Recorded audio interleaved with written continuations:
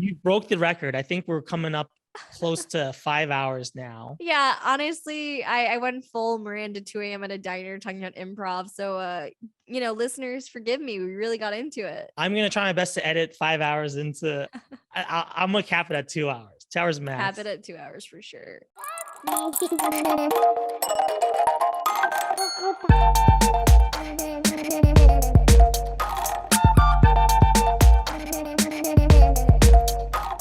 Hello, everybody, and welcome to another episode of Long Form Conversations, the podcast where we talk about long form improv.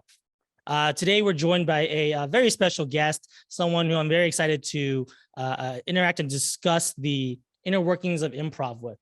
She is a very talented actor, writer, novelist, auteur of media auteur, prolific Instagram story writer, and fashionista, maxinista, thrift shop aficionado. There's a couple more in there. Just a couple more. A woman of a lot of hyphens. Give it up for Miranda and I Hart. Hi guys, happy to be on the pod with all these titles. I feel very celebrated after that. Thank you. Of course, yeah. You are seen and appreciated, and your art is changing the world. Oh my goodness. Well, that's what matters. And before we got on here, we had our own mini podcast about fashion and film. We've been chatting for about half an hour already, and we didn't even get a chance. So we always start off with a little bit of catch up and banter. Yeah, we got all that, but there's so much that I wanted to even bring up and ask you about. Please. First of all, love the new haircut. Oh, thank you. Summer due. Yeah, summer due. It's a whole thing. What spurred this change? Okay, so it's so funny. Like, I feel like I never grow my hair out long, and I feel like this winter was like, I'm gonna butcher this, but like my winter of discontent or something. Like that phrase. I don't even know where that's from. Do you know where that's from? It's like something we say jokingly all the time. My winter of I'm sure it's an old poem. It's an old sort of literary saying, but yeah, I was in my blue era. I was posting about like, how artists have their blue era, like Picasso and Van Gogh and stuff. And I was like, Richard III. Sorry, go Richard III. Yeah, I was just wearing a lot of blue. I had like long, shaggy hair, and I was like embracing, or Joni Mitchell's Blue album. Like, I was embracing like that people have the blues. They like grow a beard or grow their hair out. And like, as summer came, my hair was like so freaking long. I was like, I'm not really in my blue era anymore. Mm-hmm. Like, it rained in LA. I was emo. I was listening to like Elliott Smith. And then I was like, Miranda, it's not raining. You're not listening to Elliott Smith every day. You're listening to like Madonna and like watching clips of Drew Barrymore. And they all have like iconic short haircut moments. And I've had a few. Like, I've had this short haircut in like 2016. I was a pioneer. And it was like a 90s homage in 2016. I remember taking in the picture to my hairstylist, and that hairstyle wasn't popular at the time. And she was like, you do not want to bob all the same length. That's not cool. And I was like, trust me, it will be cool. And now it is cool. So I have it back. Do you change your hairstyle often? So I used to way more. I used to be the person who dyed my hair every 4 months. So I'd go from like orange hair to black hair to dirty blonde to bangs to like dark brown. Like, I used to change it all the time. It was actually the pandemic, like not being able to change my hair, that made me a little bit more lazy about it. But every time I do change my hair, I really do get a new lease on life. They do say it's like an instant dopamine hit. So for someone like me, I'm addicted to that type of like high. Yeah. Like, and when I was younger, clearly it was much worse because I had no impulse control.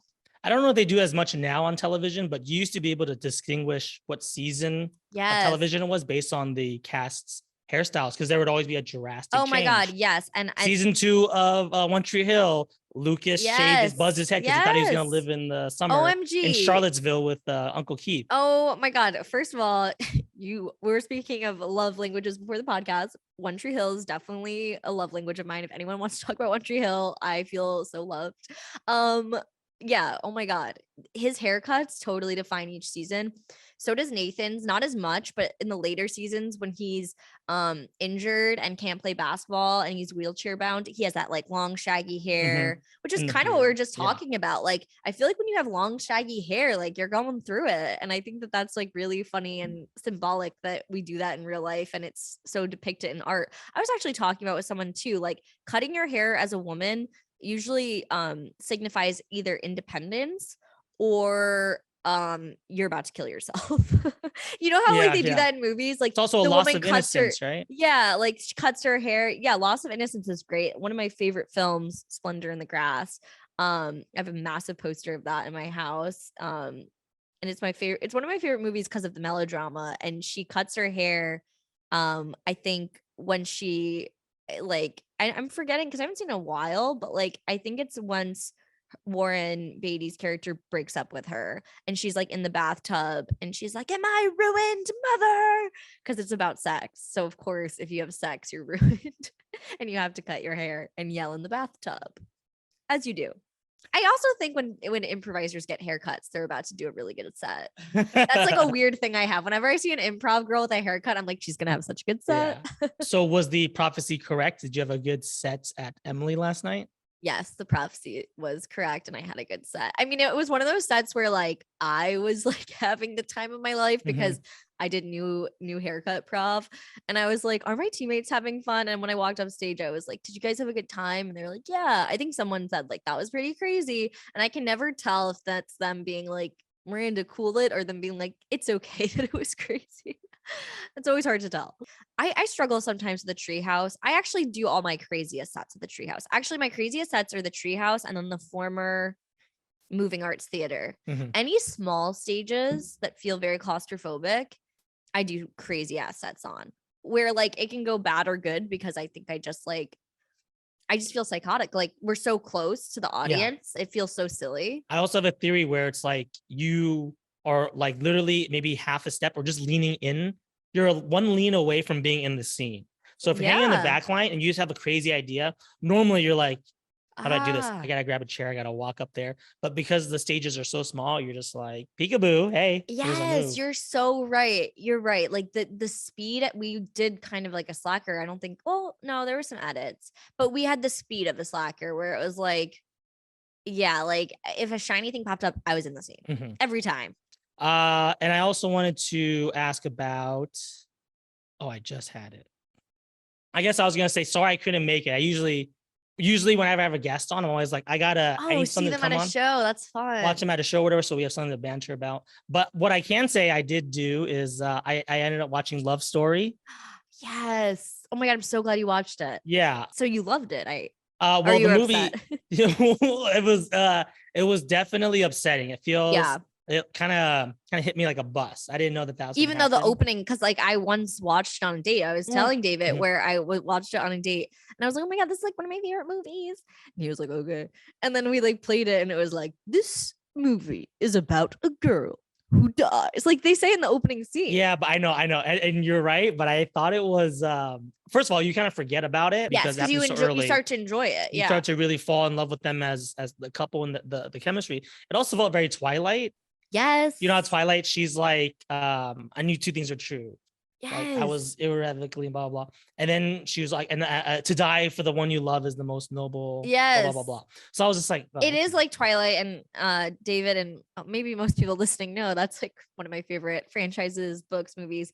But the first film, the rest of the films should have been directed by Catherine Hardwicke. But it's so funny you say that because yes, it's giving Twilight. And it's also giving the one it gives the most, the one that really upset me, not upset me in a bad way, but I really felt the most. A Walk to Remember. Yes. Heavy A Walk to Remember. Okay, vibes. But I watched Love Story before I watched Walk to Remember because I was a weird kid. Yeah. Also, like I have so many, like, because Love Story is such a part of my childhood. I have so many stories.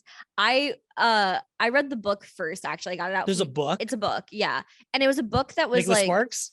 No, it's like it's like a novella. So it's like and this is a rough guess. I'm guessing it's like 110 pages. And my mom, who like is also a romantic and a movie buff, so I get a lot of my like recs from her, especially growing up. So she told me to like, okay, I'll rent the movie for you, but check out the book at your school library. And the school library had it. I took it out for Thanksgiving break, and my little cousins, God bless them, they always just, because I was like the oldest female cousin that was close in age to them, they would have to just do whatever I said. And I was like, okay, so for this Thanksgiving, I will be reading the entire love story out loud to you guys. So I literally read 110 pages. Yeah, I mean, because how many hours would that take? Like 2 hours? I don't know. I think it just took a few hours. I mean, we took some breaks. A but screenplay's a minute a page. I don't know how a novel yeah, so works. I literally it took like, because of like bathroom breaks and it was Thanksgiving. It took a few hours, but my cousins literally listened to me dramatically audiobook reading the entire book out loud. They were into it? They were. Okay, audiobook. I know. Narrator.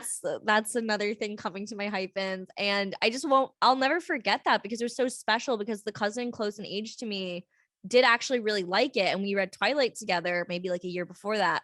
So then we rented the movie together and like had a good cry over it. And I was just like, man, like, yeah, like that book should be like recommended, and that movie, to anyone who likes like Twilight or those love stories. But I think because it's like very 70s, like the youth is like, oh, I don't want to watch that, but it's very like modern. I think the themes are very modern, and like Yeah. everything I was watching, I was just like, man, this could happen to a couple today. Honestly, like when it goes to like teenage boys, that's why I love movies like Love Story or Twilight. I was always seeking that like melodrama. Like I feel like my high school crushes and stuff, when we would watch those movies, because I always forced them to, they would always be like, Miranda, you think this is life? Like, you think this is what your life is? You think you're Bella? And I'd be like, damn right, I think I'm Bella. I think it's very dangerous, because it's always like these like old soul men, and they're always played by like literal 30-year-olds. Like the dude from Love Story Right. must have been You're so that's such a great way to Must have put been it. his Wow, 30s. I've never really like put my finger on it. Yeah. Wow. Whoa, I'm having like a mind blown moment, Sorry. because I literally Sorry for all the always life-changing epiphanies. that's a I- life-changing epiphany, because Yeah. I always thought I liked like boyishly handsome men, but they never have the personality I want. Mhm. And it's because it's this manufactured Hollywood thing of like Edward Cullen or literary thing, or Ryan O'Neal in Love Story. Yeah, they're total old souls, but they're like hot and boyish. Mhm. Damn, where are these guys? I'm They don't gonna- exist. Like they're always Tortured so and mean, yeah. and like they bully. Yeah, Edward totally bullies Bella. Edward's Ryan really calls her a O'Neal, yeah. spider monkey, and like, what are you talking about, Bella? You don't know Well, any better. he also like gaslights her and says like, get your head checked. you Yeah, know? yeah. Yeah. Well, why don't you get your head checked? Yes. Yeah, Yes. yeah. You do a pretty good Edward. Sorry, the sorry. anger. The anger. Wow, Oh, I thank can you do so Bella. I just want to know. I'm not gonna like tell anyone. The guy from, what was the ice skating movie called? Ice Cold. Oh yeah, Ice Ice Heart? Castles. Yeah. Ice Castle. Yeah. He's also like, and Kinda it's a playful meanness, but That is like, my type. Wow, you yeah. really nailed it. And I was think just it's like, because oh. in movies they do that. Like we fall in love with this. Like even think about like Rhett Butler in Gone with the Wind. Frankly, my dear, I don't give a damn. And even though that movie is like problematic and pretty much canceled, that is a movie that women for decades were watching and going, "Oh, Rhett Butler's hot." Yeah. He told Scarlett O'Hara, "I don't give a damn." yeah. And that's like how, I mean, Edward, I think the thing about Love Story and Twilight that's like very redeeming and what women should look for, because I've talked to other women in my life, like my best friend from middle school who is as big of a Twilight fan as me, and we still rep it to this day. She says the same thing as me. Like we look for guys with like at least like a little bit of Edward, and that can mean a lot of things. But the way she manifests it is more like the nice parts of him, the Mhm. parts of him that he shows her later, where Yeah. he is this like super like giving, protective, I'll drop anything for you, you're my priority. And whereas I'm like, no, I want the crazy guy who's Yeah. like, Bella, you hit your head, you're dumb. I'm gonna go to the bathroom, because when we gotta Yes, jump into this. I know. I'm like, are you using any of that? I don't know.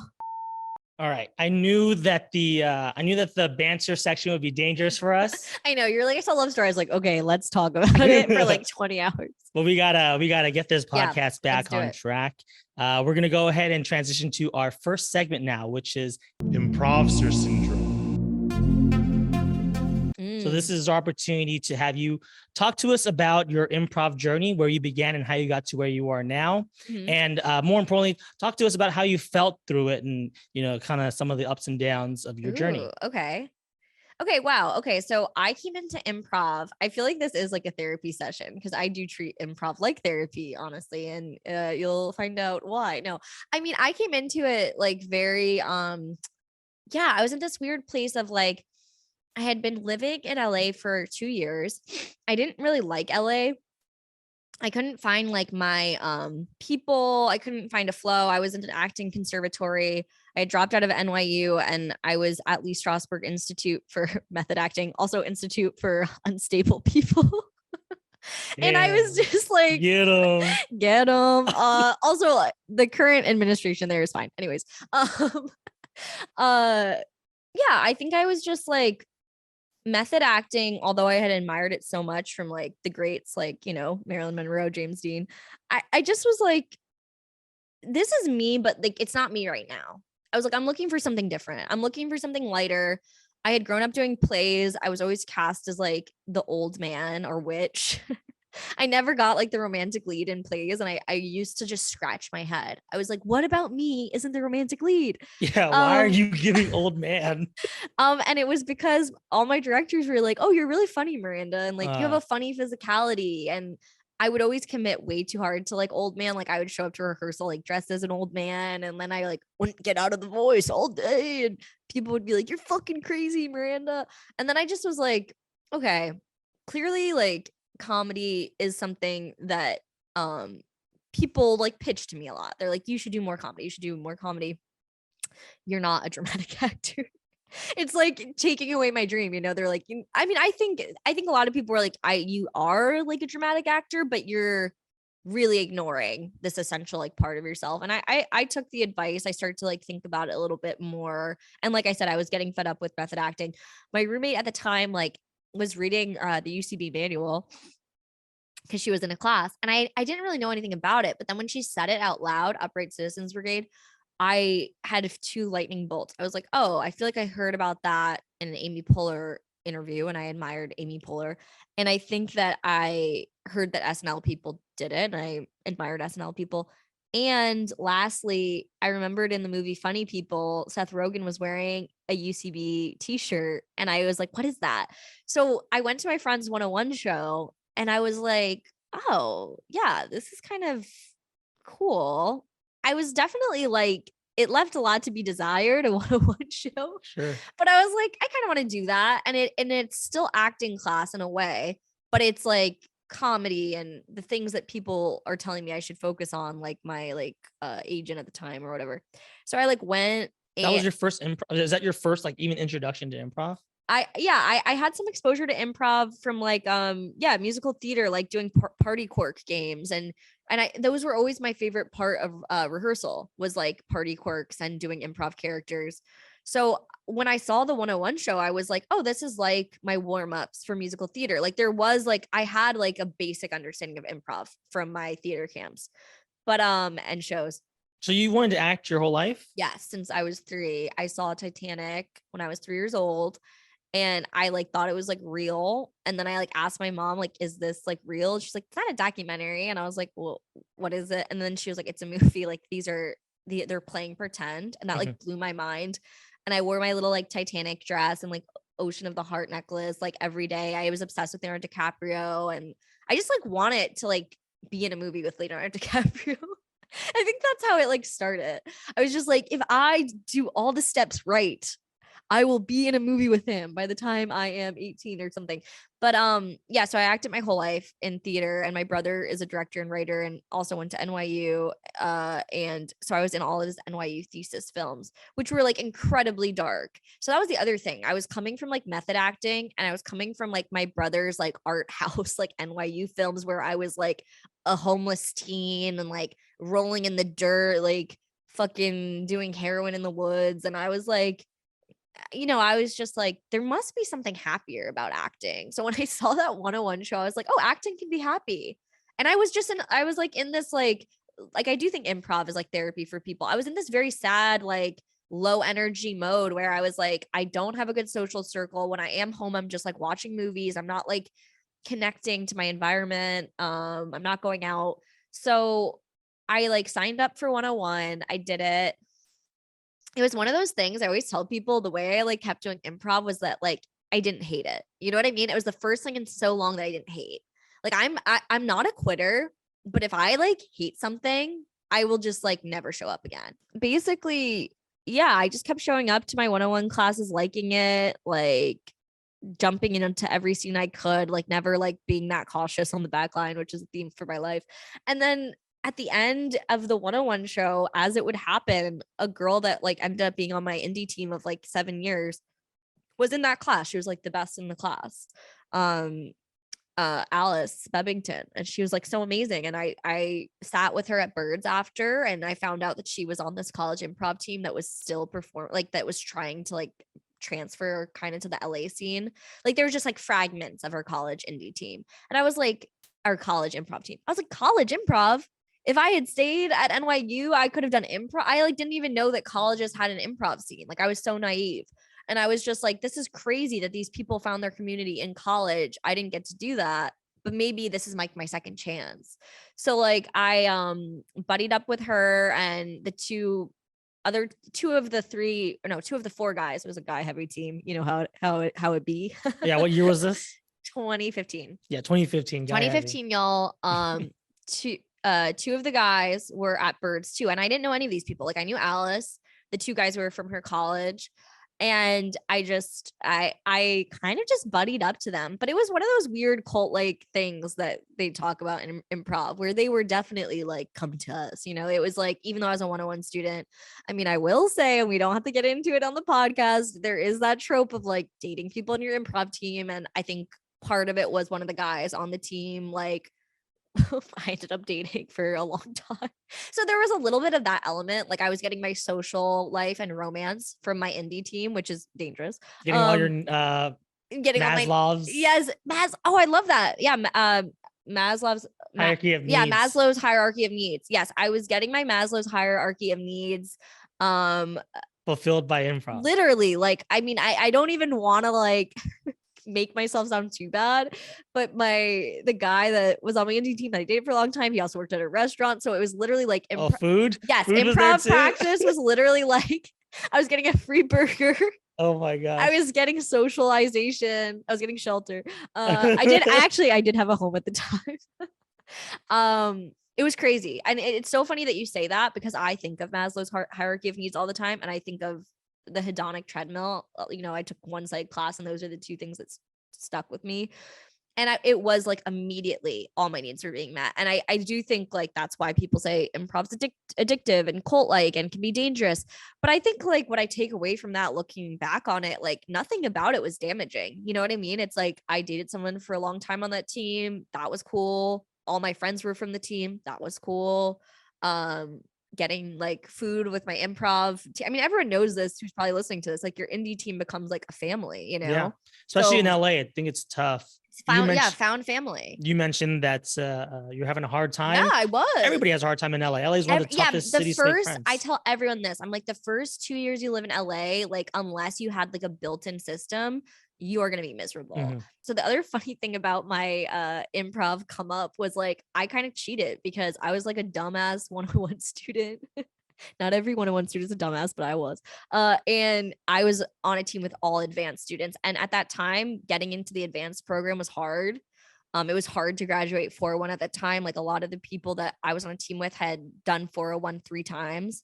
And I passed 401 on the first time, not because I think I was a natural to improv, not at all. I just was around people that were advanced and doing indie shows with them every week. So you have a leg up. I had a leg up. And then when I did, so I was on this team for a year and a half, and then I did my first Herald audition, and everyone around me was like, don't take it seriously. It takes like people 20 times to get on a team and blah, blah. Before you jumped into that, did you get through the like classes pretty quick, or did you take breaks? Yeah, I did. I got into the classes pretty quick. I mean, I think I had a natural rhythm though, because again, at the time I was like finding my rhythm in LA and finding sort of my like even audition rhythm with acting and with some of the, like the shorts I would be doing or like other things I would be doing.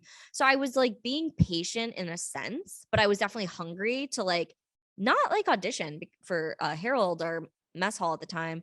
Because I had no understanding of what what's crazy was I was in the indie scene for a year and a half because of my friends and the guy I was dating. with no knowledge of like, I knew heralds because that's what we were doing. We were doing In class, heralds. yeah. My indie team was an indie herald team. We only did heralds, but I had no idea that herald was this competitive thing. I had no Gotcha. idea. You didn't know about like the ecosystem or the No. landscape of LA No, Improv. because I just showed up to the clubhouse or like IO or Moving Arts or wherever we had a show that night. And I was like, this is fucking awesome. Yeah. I kind of viewed it like stand up. I was like, it's aimless. I was like, well, it's aimless until it's not. Like, I was like, I do these shows like open mics. I get to hang out with my friends. I take these classes to get better at my indie shows, not to get better to audition for a house team. I had see. no idea what a house team was. So I literally was like, and when people would talk about people on house teams, they would talk about them like they were Brad Pitt. And I would be like, he's not Brad Pitt. I'd be like, excuse me, that person on Herald Light, he's not Brad Pitt. Brad Pitt's in Legends of the Fall. Like, and people would be like, shut up, Miranda, you just started doing improv. You're lucky you do improv with us. We're smart. Like, they said that? No, but like that was like, no, everything. That's your inner monologue? That's my inner monologue. Okay. Whenever I do like a mean boy voice, it's my inner monologue. But yeah, it was really weird because I just had this approach to taking the classes was like I said, the first friend I made in 101, and she ended up being my teammate on my indie team. And one of my very close friends, Alice, she was like busy. She's like she has a career totally outside of the industry. So yeah, I feel like a lot of my friends from 101 were just busy. So I feel like I would try to take 201 with them, and that would happen maybe like 5 months later, 4 months later. Then it was almost like every 4 to 6 months I would take a class. But I think maybe one of the classes were back to back. Maybe that's what it was. 101 and 201 was back to back. And then there was a 4 or 5 month gap with 301. And then 401 was a little closer. But yeah, every few months, basically. Yeah. And so this was the only thing you were doing, just UCB classes and this team as far as like group. my improv. Yeah. I mean, but no my indie team, again, like it was so about my indie team. Like I was doing so many indie shows, and it was because like shout out to like Jake Fallon. He doesn't really do improv anymore. Keenan, who was on my team, and Jeff Kaufman, who's a writer for Mod, who doesn't really do improv anymore. Those 3 people were so good at just like booking. Like they were like booking machines. Like we were booked like every night of the week. It was insane. I was doing like 5 shows a week. Maybe like realistically, okay, maybe like 3. But like some weeks it did feel like I have a million shows. And pre-pandemic, like multiple shows a night sometimes. And yeah, like I said, it felt like stand-up like in that way. Like I just showed up, I did this show, we discussed it after. If we had a bad show, we'd commiserate and get some dinner, and like if we had a good show, we'd feel pumped up and like want to socialize with everyone. And like, I mean, I feel like this is just a tale as old as time. And then like I think a year and a half into it, because every few months I'd take a class, I didn't have to repeat any classes. So I was eligible like for the 2017 Herald auditions by that time. And when it crept up, and all my teammates, because they did have an understanding for house teams, the corporate element, the fact that it could help you get representation, they were freaking out. And that was like the eureka moment of, oh, that's why you were talking about a house team like they were Brad Pitt, because it's like a social currency. It's a big deal. Like you associate opportunities with this. And I just, because they like totally talked me down and was like, not like in a mean way, they were just like, Miranda, there's no way that your first audition, like nobody, I mean, this is also like the system has changed a little bit, but back then it was really competitive. They were hell bent on the fact that nobody gets on a team their first time. So I went into that 2017 audition season like, oh, this is like a joke to me. Like it's like not a joke, but it's like a practice round to me. It's like that makes me sound like I don't care about it. It was a joke to me. No, it's like a practice test. It's like a pre-test. Like I was so obsessed with improv from the social angle that to me, I was like, I want to test this out. Everyone's doing it. If I don't audition, then I'm not going to socially understand all my good friends. And like, and I'm also like a little competitive. So I was like, if nobody gets on their first time, I want to know why. I want to know why it's so crazy. Yeah. Like, because the way they were talking about it like it's mental torture. So I was like, I want to know what's so torturous. Yeah. So I went in, my first audition, the scene was wonky, but I was the voice of reason. And like, I gave it like the who, what, where of like, we were at the Lincoln Monument and I got a big laugh. And I was like, oh, like, it was like, again, this is going to sound like I'm tooting my little 22-year-old horn who auditioned. It was toot that horn. it was like it's more the fact that it was like that improv magic that like you put in all that work and you don't realize you've gotten good. And I didn't know what good was because I was just going to indie shows. Like some people are amazing at indie shows and some people are insane, but it's an indie show. Actually, yeah. So regarding that, because you're going to a bunch of shows, you're probably watching a lot of indie Yeah. improv. Were you also watching Herald Nights or watching UCB? So I wasn't improv? watching Herald Night because my improviser friends who were improv nerds, their favorite improvisers were on weekend teams. Uh-huh. So you're I watching was going weekend to shows. weekend team shows, like Okay. like you know, again, no offense, but like old men. So and when I would go to those shows of like older dudes, for me, like a 22-year-old girl at the time, I was like, what is this? I don't relate to this old dude. And I would say that to the guy I was dating, and he'd get mad at me, like, they're freaking amazing. And I would be like, and I mean, it was a friendly debate. Like, I think I was just like, I don't connect to this. I like what we do at indie shows better. Yeah. So when you were watching these shows, did you have a sense that you were good? Were you developing your taste? Did you know if your team was good? Did you know how good you were on your team? So there's this thing with improv, and I think any improvisers will get this. There's a point in your improv journey where the in-jokes become funnier than the jokes. Mhm. That's kind of a dangerous thing. So they're going to these weekend shows where there's so many in-jokes. For me, my improv journey was like, I don't understand the in-jokes. I don't understand the winky humor. I don't understand the meta humor. I don't know that it's weird that your space work of a log became a casket and now we're suddenly in a funeral scene because it's like subversive or something, or that you pimped your teammate out. The only thing I could bring to my improv team as a 101 student, also trying to prove my worth, because I mean, I'm going to be honest, I was essentially nepotismed onto the team because I was dating someone. So I would come to my weekly practices with the goal of, I want to impress myself and my team and my coach. And all I have to bring to the table is my acting and emotions. And I'm going to do that. And the more I did that, the more I discovered that heightening and commitment is what makes a scene work. And like, I always talk about how I want to host an improv workshop. Maybe I will, because I talk about it a lot. And I want it to be about just like heightening the scene through emotion, because that is like the second I did that at my indie show, everything changed for me. Like I was trying to play like more detached and cerebral, because I know that's, you know, a subject we're going to get to, like what type of player you are. And because a lot of my teammates were these like super meta, like zoom out, like in joke, I'm a writer, I'm Albert Einstein. Their hair was all crazy. All those writers think they're Albert Yes, Einstein. they're always trying to do fucking physics. MC equals see, I don't know physics. I saw Oppenheimer. Yeah, I just was like, how do I outdo all these brainiacs? By being fucking psycho and by bringing what we were talking about in our shoot the shit time, the melodrama. So it was so weird that I just was like on there. They must have been pissed. No, I'm kidding. No, I think there was just like, Miranda should learn fast if she's going to be on this team. So there was like a little bit of pressure. I'm sure. Yes. And I think that that's how, yeah, I was treating I was like prepping for Herald auditions without realizing it. Yeah, because yeah. I didn't even know it was weird to be a Herald. A real Mr. Miyagi moment. Yes, I didn't even know it was weird to be a Herald indie team. Yeah. Basically at that Herald audition, like I said, I did a scene where I had no idea what I was bringing to the table had any worth. Like, yeah, the stuff Jake Sprague taught me was very helpful. Again, shout out to him, one of my first coaches, where it was like, if a scene's going wrong, all you can do is give it a really good, like who, what, where, and emotional investment. Mm-hmm. It was just like, it's just for whatever reason started out aimless. And by like, you know, a few lines into the scene, by like redirecting the scene and being like, wait, I know where we're going to be. I'm completely emotionally committed to you. It eased the room. We got a big laugh. Lincoln Memorial, like Abe Lincoln specifics, got big laughs. And then I walked away from the scene, like, because we didn't have like a strong game. I was like, there's no way I'm going to get a callback. I did. I ended up being in a callback group with people from my indie team.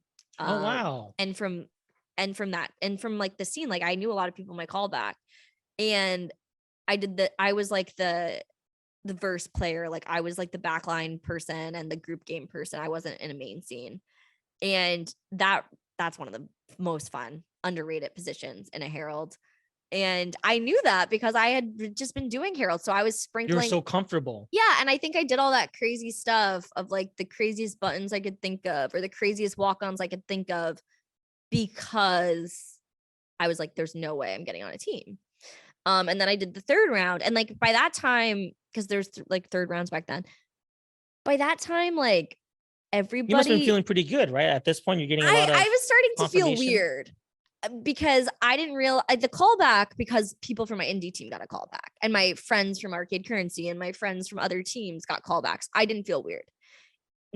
Nobody I knew other than the people that ended up on Heralds from Arcade Currency got that third round. Like none of my friends, no one on my team. I started to feel pretty weird because from my point of view, even though I knew that I am a good actor and I've been acting my whole life and that's a lot of improv is acting, being on a Herald team as like the 101 student that like snuck her way onto the team, like I'm sure because they were my friends and they were loving that they would have warmed up. But I think that like there's no denying the work it takes to become a good improviser. It's interesting that you're still referring yourself to the 101 student, even though at this point you had already taken 401. I know. And I still refer to myself that way when I think about that team.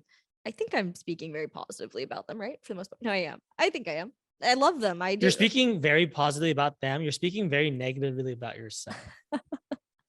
Okay, guys. David really cracked the code. No, I'm not trying to crack the code, but I'm just observing. Yeah, you're observing. Yeah. I mean, I feel like I do have to undercut talking about myself doing improv because I am like, I don't want to seem like so pretentious, but I was like, the people on my team taught me everything. And they're more experienced than me. So I had that like imposter syndrome, like they're Miranda, third round, Miranda callback, fine. Miranda third round. And then everybody in my third round were people that I had seen on Herald Night that had been cut the year before. Oh, wow. It was all the cut people. Oh God, it was insane. It was like I walked in and I like, because after seeing the hoop, like, because again, coming into auditions, I didn't know the hoopla. After getting through the first 2 rounds, I started to understand the hype. And then seeing people who had been cut, I was like, I'm like the dumb little kid at the audition, I shouldn't be here. And I wish I didn't have that attitude because I think I would have gotten on a Herald team if I didn't have that attitude. Yeah, well, let's talk about receiving that news. Like after that third round, like how'd you feel walking out and then like, the days leading up to the I mean, I definitely told the person that I was seeing at the time and my teammates, I was like, and my family and shit, I was like, I did a German accent while building a tree house that became like a peas and a pods. Like I had a horrible third audition. Like I just was embarrassed. I was like, how could I do like a shitty German accent in a very undefined kind of like, first of all, on the record, I hate peas and pod scenes. And I don't know why they only happen in auditions. I don't like, they never really happen in like real life. Like, they happen all the time. Okay. I don't like what's happening because it never happens. I do a bunch of shows like every week. I never even watch or like, but you're saying they're happening. Maybe they're like back in style. When I auditioned in 2017, I never saw them. I think I did one in that third round with a bunch of people that were trying to return to Herald Night. And I just felt stupid. I almost felt like I was ruining their attempt to return to Herald Night. So I like told that to my friends and shit. I was like, man, I hope I didn't mess up these like vets audition. Like I was like the little idiot in the room. And my friends are like, oh, maybe it's better than you thought. I mean, I definitely didn't think like I got some laughs. So I was like, okay. And again, I didn't know anything about the process. So I didn't know that if you had 2 good initial auditions, you could still maybe get on a team. I didn't really know. So I was like, I don't know. We'll see what happens. Yeah. For mess hall back then, they were just emailing. So I got an email with even who was on my team. And I knew some of the people on the team. So I was just like, whoa. And it was like a secret. So like some of me and the girls that were on the team, like went dancing that night and like celebrated. It was like pre-pandemic when everyone was still like grinding up at the club to Drake, TBT. How times have changed. Like now I'm like, so like, I feel old, even though I'm still in my 20s. If you're listening to this, casting directors, I am literally still in my 20s. I'm not lying. And she can play 18 to 25. Exactly. Thank you, David. But yeah, like honestly, it was just so celebratory because all the people that I like knew that had gotten those secret mess hall auditions just wanted to go to the club and grind to Drake. And I think that night and that celebratory week will always be like nostalgic in my mind. Like Drake just had some good hits that summer. I was like September. How did that first night feel? Tell me Oh about my the God. inner I mean, the sanctum, how AD at the crowded. time was like front row with a notebook. It was like, oh shit. Like it was Oh, intense. wow. It was definitely intense. Her sort of like her like very serious attitude that I would see around theater, it did make me like work harder, which is interesting. She had like and she had like her own taste of with improv that like I Yeah. like was really, I think, just influencing people or changing people for better or for worse. I mean, that's the whole thing about any type of artistic director. Like it's going to influence the type of art people are doing. That's the whole point. So that's also a very interesting thing because now it's changed that it's 4. So like the influence obviously is still happening, but it's a little different to pinpoint. A little more muted.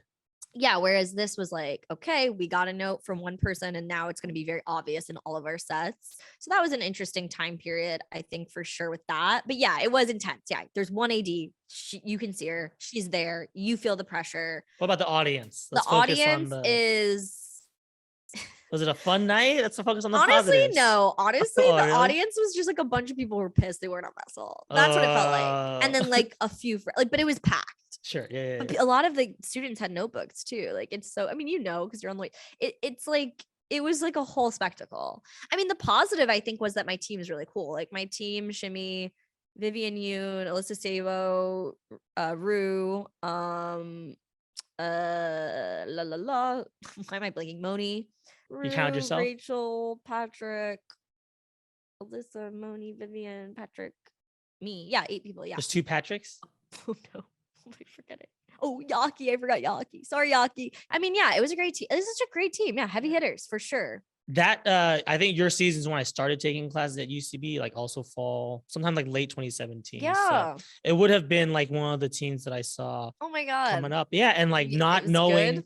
good? It was good. Of course it was good. Yeah. I mean, I didn't get the chance to see too much improv because I was driving up from Orange County. So Oh yeah.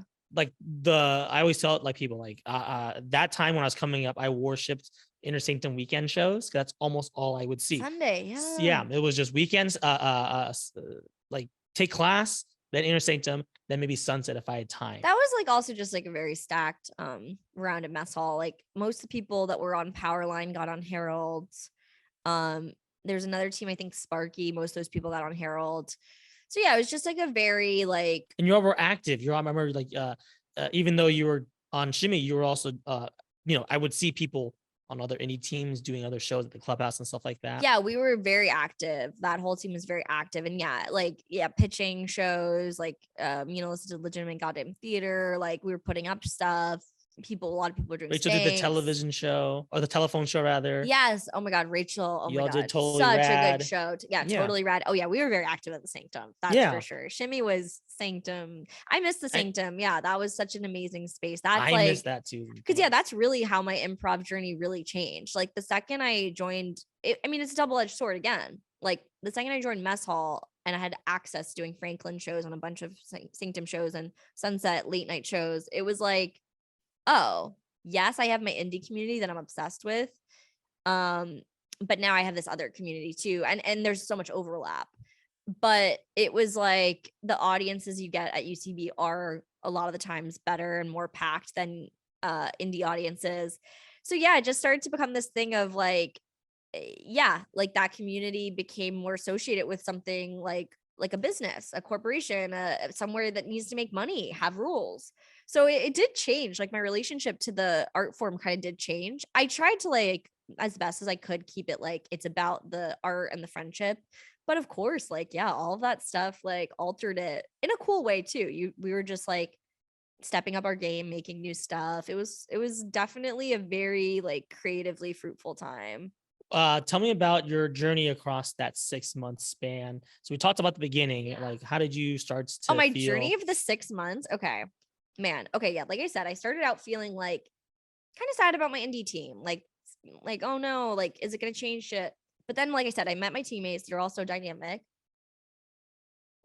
We were coached by Zeke Nicholson, who was on Cardinal Redbird with the AD. So like mess hall is really when my improv journey changed and my perspective on myself changed, because my language before that moment was, I'm an idiot baby on this amazing indie team that's like killing it at every show. And I'm catching up with them. This was like, oh, I'm truly smack dab in the middle. Mhm. And I have these really fine-tuned heralds training, but whenever the heralds got more abstract and it was more about like slacker type of play, I was lost. I just took it very seriously. Like I was just like, when I show up to practice, I have my notebook. I'm a big note taker. Anyone who does improv and they're starting out, and if you have trouble like muscle memorying shit, I think you should bring a notebook. Like people make fun of me. They're like, Miranda, you always have your notebook. To this day, I bring my notebook to shows and workshops and practices. I still take as many notes as I did when I was starting, because I think when you're like fine tuning something, it sinks in for me at least. It's like a class. Like it sinks in better if you write it down. Like I need to rest the game more. This is how I'm gonna rest the game more. So I was just taking it very seriously. That's very good advice. And pro tip, Yeah. don't use your phone. People look at you funny. Yeah, if you use your phone, and I've had to like in emergencies be like, oh, I need to write down what you said about rest. And I tell the coach, you look insane when you use your phone. But yeah, notebooks, man. I think improvisers get off on the fact that everything's so off the cuff and like we're so chill. But like bringing that like Tracy Flick crazy type A energy to an improv practice is not a bad thing. No, I think, and speaking to like what you're saying about like taking notes, whatever, it's the bare minimum you can do.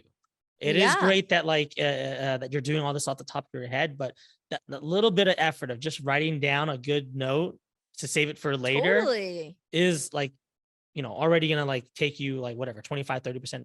Totally. faster. Yeah, it changed the game. Like workshops where I had forgotten my notebook, I feel like I could apply maybe like 20% of what someone said.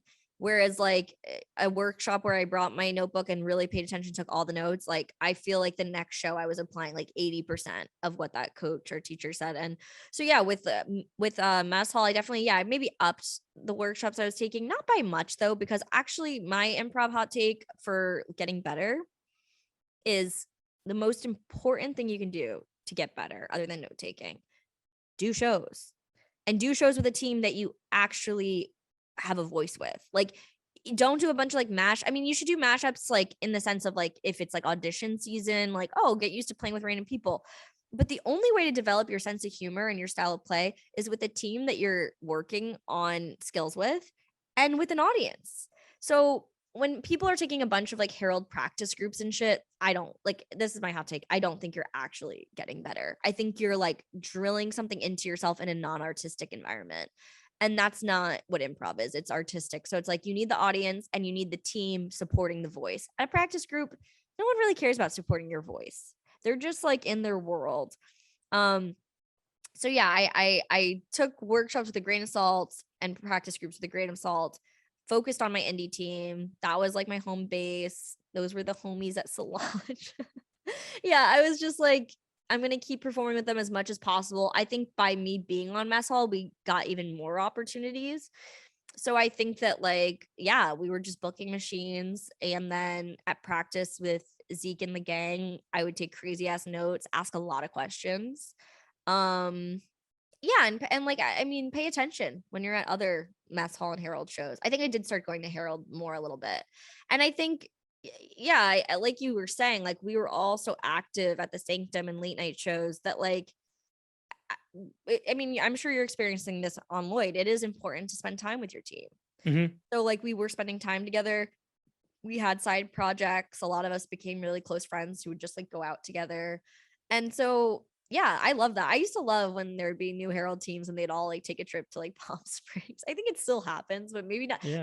Like I feel like when I started doing improv in like 2015, that was like, oh, I was always like, oh, Yeti's on another vacation. Like it's cute. I think that's awesome. Like, yeah, it was something that was drilled into me from like a coach early on to like hang out with people, like get to know each other, spend one-on-one time with each other. yeah. And like it wasn't until like much later until I realized why that's important. But if you can get away with having strong relationships and a strong trust with people, seeing them once a week, fine, great, good for you. But for most people, right, Yeah, it it's takes really a while. takes a long time to build that trust and to build that familiarity. So that's why by doing and supplementing it, don't do improv all the time. You're gonna get sick of each other, right? And you're gonna be like sick of doing improv. But if you're able to like supplement it by like seeing movies and going out to hang out, Totally. And you're taking developing trips. taste. Like I remember my favorite thing on whether it was on my mess hall team or my first indie team, we were doing shows so much together and we were all hanging out so much together that like my favorite thing ever. And I remember I was just like, wow, this is art, this is fucking life. Like if we had like a disagreement about something at dinner before, or like we had seen a movie and there was like varying opinions, when it would come out in our sets, and it was like, it wasn't like winky or meta because the audience were like, oh, this is just a scene about Manchester by the Sea. But to us, it's like, oh, I remember Patrick's opinion on Manchester by the Sea, and I'm gonna like ollie it up to him and he's gonna dunk it because we already know that about each other. And it's not cheating. It's just like this gorgeous sort of marriage of real life and art that like we get to use our real life. And I remember with my indie team, because I was, dating someone on the team or best friends with a lot of people on the team. Oh yeah, like so many of our like weird ass arguments like came on stage and it was like so It makes you feel fun. more rich and more like lived So in, more rich. cultured. Yes, because like if someone brought up some like not sensitive, but some like weird debate I had with them a few days ago, my eyes would bulge out of my head and the audience would be like, she's so engaged, Mhm. So I do think like hanging out is so important. And like I especially with like Mess Hall or Lloyd or Harold or I'm guessing same thing with Maud and stuff, because it's like, yeah, you're thrown together. So like it would be important for me to ask like Patrick or Rue or Rachel like their favorite movies, because it's like that's gonna come up, which I'm sure you've had the same experience. Yeah. Yeah. Yeah. It's a total difference. Yeah. Like, it really does. Like, we're really feeding into the cultiness of it. But Hey, hey, it's a cult. it is kind of a cult. And like if you and your cult hang out together more and you get more close, it is going to make your art better. Yeah, I mean, But I mean, I would argue that's the same with anything. I think it is. That's my don't basketball players hang out. Totally. they sit in the tour bus playing music all the Oh, time? they play music and they dance. That's the best part. The Spice Girls, they lived in the same tour bus. Is that a Is cult? that a cult? Yeah, I think the cult like rep that UCB gets is like, there's so many things about improv that's like kind of messed up. Obviously, it's just like the world, right? It's just like, it's not like improv, it's just how the world is, like opportunities get missed for fucked up reasons. But like I definitely felt like you can be at the clubhouse for free. Do that. Do a bunch of free shows. Like you don't even have to practice. Just commit to like that team has a goal for each show. Like if I was coaching, and I do coach, but not very often. If you're listening to this, hire me as a coach. Hire me as a coach. It's so about goals. Like if you're with an indie team and you're not saying before and after a show, like wellness check on this team, like, are we working on rest today? I always whisper into my teammates' ears. They hate this. Like, oh, I'm working on like rest. I'm working on like heightening. Are you working on heightening? And they're like, I guess. And I'm like, okay, well, tonight's about heightening. And like maybe they think I'm annoying or weird, but that's always made us like more focused. Yeah.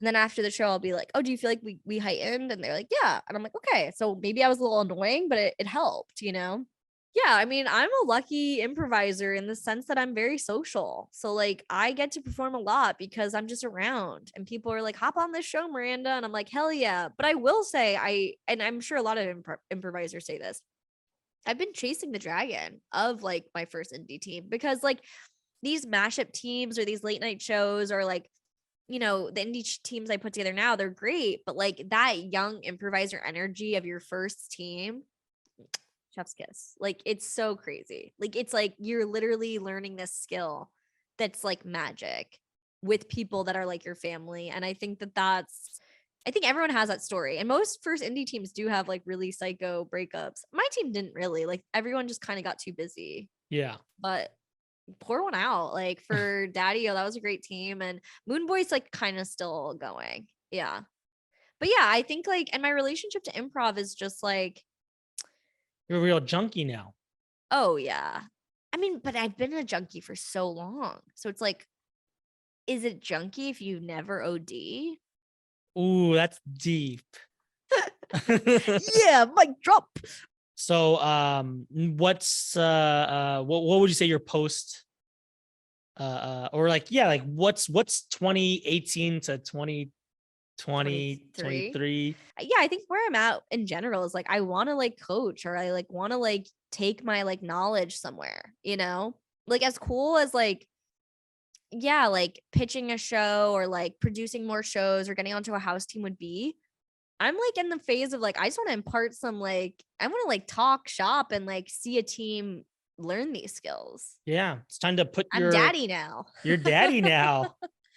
Guys, hire me. I'm daddy. You just want to leave your fingerprints or your footprints on the improv community. Yeah, because I think that what I've seen in the past few years, like on a positive, but like weirdly, like, whoa, no, is like when I started doing improv, I mean, we haven't even like talked about style yet, but like my style is so character based. And I was very much demonized for that, whether it was like, and not even in like a mean way. It's not like I was getting arrested. It wasn't Lenny Bruce. I wasn't getting arrested. Like, it was like, I developed it's like kind of cheating. It's like I realized by my very big moves, I could get like the male people, lol. But like, yeah, some of the We're like, called men. I could get some of like the men on my team. And this is not like a criticism of like men. I think it's just like how we're socialized. It's like some of the men would like overlook some of the girls on these teams' moves because like they think they know better. But it's like, it's not like they're being jerks. It's just how they're socialized. Like they just don't even realize by realizing, right, the big character moves that I had been doing my whole life in plays and stuff, the men couldn't ignore it. And then they had to cater to it. Right. Yeah. It's almost like that's the extreme you have to go to just to be like, so I'm the unusual. Get it? Ow! Yeah. Oh, yeah, totally. Yeah. And Versus then the male privilege or the male people privilege is to be like patient. Yeah. Hi, I'm here for my I have some hair. I sold the moon. And I love those guys. I love Wait a second. Did you just say you have hair? Yeah, and right, those moves get such big laughs and I respect it, but like, yeah, honestly, it was not a privilege I was afforded. And so like I never learned, like I did learn how to play like that in class because class demanded that. But when I took that to the stage, it never worked. And I think that like, I mean, it's weird. It's like almost like mourning that version of me that like could have been more like patient. That's the reality of like my sense of humor. Like me and my brothers and like my parents, like we have a very over the top, like fucked up sense of humor that's like not dry. We're not dry at all. And you're also speaking to style and trend. Things are changing. So like, honestly, if we took a time machine, I might even say the same thing to you. But if we're looking at today's lens, 2023, I think popular now. Yeah, things definitely popular now. Yeah, that's what I want. That's what I was gonna say. I was like, that it's like it sucks. Well, that it doesn't like. Yeah, it's not. It's not that it sucks that like I'm not coaching, so I can't take credit for that style change because here's where I am like a little bit grandiose or god complexy, and maybe why I rub people the wrong way. But like, I have been doing this for 8 years, and I do think that, and there's other females, it's not just me. I mean, Jess Euler and Alyssa Sabo, like there's a lot of people back then that got in trouble for it. Yeah. And I looked up to like Jess Euler and I looked up to Alyssa, and that was also my natural style of play. It wasn't like something that I developed. It's something that I was doing when I was a kid. So like when I saw that other women were doing it, I was like, oh, this is really exciting. And then when we all got pushback, I was a little bit like, a lot of us toned it down. A lot of us, like eventually when we would go to our clubhouse shows or our late night shows, we would turn it back up. But at mess hall shows, we would tone it down. Or I know people who went through that with Harold would tone it down. And I think that like seeing now, like with We Improv, because a lot of great women have come out of We Improv, the environment there of like, we have positive reinforcement and we're not going to tell the women not to play big characters. Yeah, it's been this boom of women playing big characters on stage. And a lot of these women now are on Mess Hall and Lloyd. I mean, Mess Hall, Lloyd, and Harold, or now it's just Lloyd. But like, it's made me feel like bittersweet of like, I wish this was okay when I was on Mess Hall. And it hurts almost, but it's also like, in my like God complexy way, I absolutely will take a little credit. You know what I mean? Yeah, you should. I mean, what now that I hear you say it out loud, like for sure, like I always say your generation of improvisers definitely influenced me. But I guess I was never really taking account or taking note of the fact that all the big character players, all the big energy, high energy players were going to be a lot of these women that now that you say it, I was like, yeah, they probably were toned down. Like right. Like at the time that we were like doing it and then getting in trouble, right? This new crop of improvisers that are on like teams now, They're benefited. we're watching Yeah. the shows, but also the coaches that were getting pushed. Like, because here's the thing, a lot of the women, including myself, did tamp it down depending on the notes we were getting, but a lot of us pushed back. I mean, I've seen Alyssa push back. I've heard other women push back. I've pushed back and said stuff like, like, why? I asked a coach once, they said I should stop doing old men as my voice of reasons. Because that was another thing. They were like, it's distracting for an old man to be a voice of reason. I was like, why? And then they have to like think about it. And I would like to think that like some of the coaches that like were pushed back a little, then the next woman student, male people, the next woman student who did that didn't get that note. Yeah.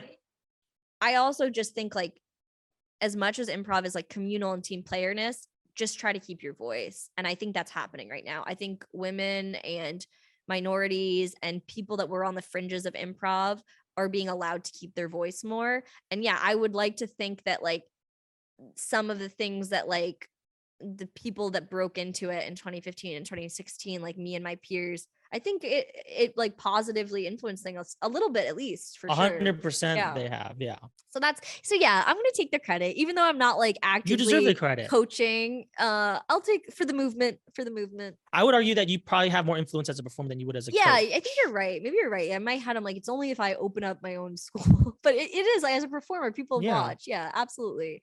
Yeah, and I also like, I mean, I watch you, David, and I definitely think you're a crop of improvisers that do like play big and fall on the grenade and take big swings. And those are the improvisers that tickle me, warm my heart, make me excited to watch shows, and then go up and do a show myself. So like it's cool seeing you on Lloyd, because I'm like, yes, this is the type of player I want on Lloyd and Harold, the big swing player. And I think you absolutely play like that, and you play with a lot of emotion too. So Well, thank you so much. But definitely you helped pay the way and definitely heavily influenced by you. I love how this podcast started with, it's like, wow, Miranda, you're really beating yourself up about the improviser you were. And by the end, I'm like, I created improv.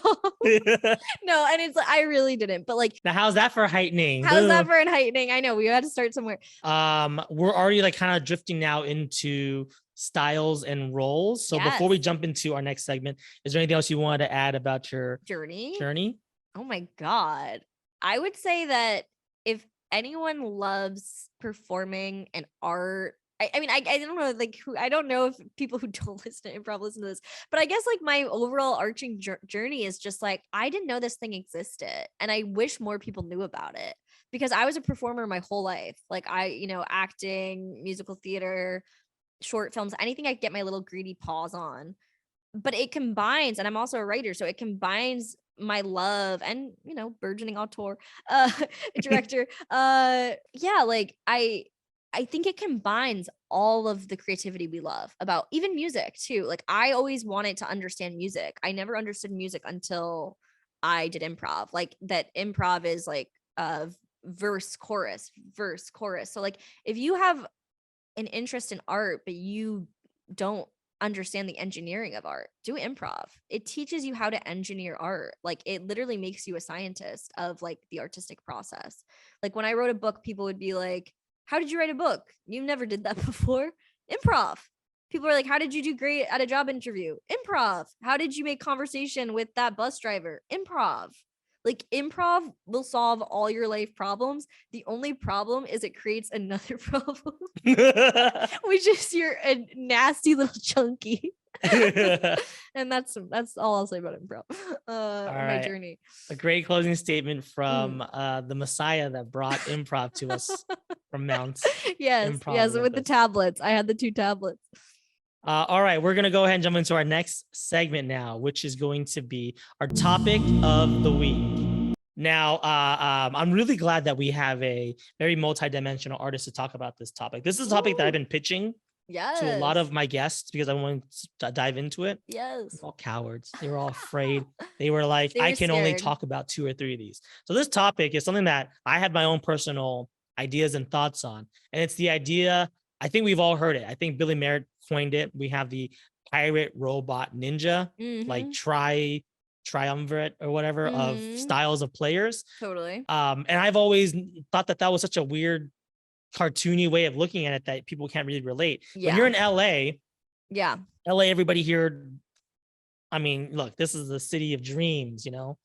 So the better way to relate to it, especially here in this city, I think look at it in terms of writer, actors, directors, Yeah. because that's who everyone here is trying to be. Yeah.